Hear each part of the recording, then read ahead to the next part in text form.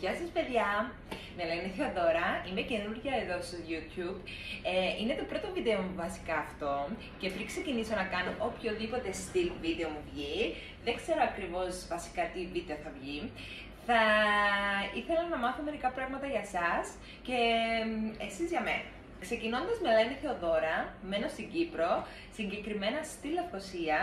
Είμαι 27 χρονών και εργάζομαι σαν νοσηλεύτρια στον τομέα αυτό. Αλλά έχω ένα πάθος με τα social media.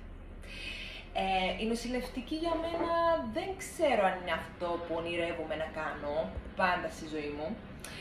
Έμαθα πολλά πράγματα μέσα από αυτό και γενικά μαθαίνω πάρα πολλά και αυτό που μου αρέσει είναι ότι πίσω από όλα αυτά το σημαντικότερο στη ζωή μας είναι η υγεία μας. Εγώ γενικότερα δεν είχα κάποια επαφή με νοσοκομείο, γιατί γενικότερα δεν είχα θέματα υγείας.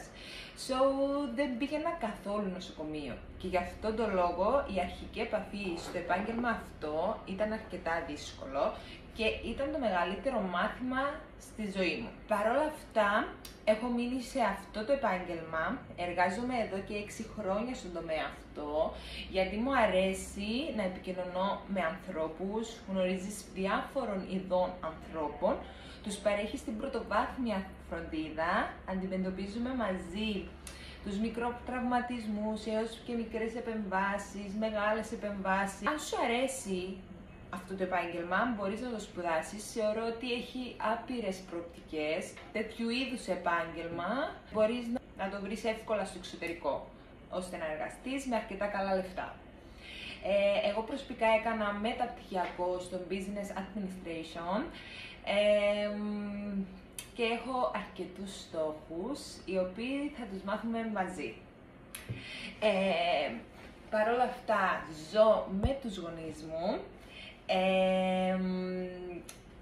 μαζί και ο αραβωνιαστικός μου. Τώρα είμαστε στη διαδικασία να αγοράσουμε το πρώτο μας διαμέρισμα.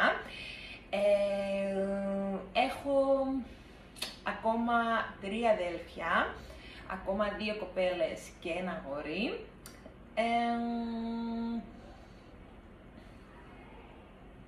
Αυτά. Τα φιλιά μου.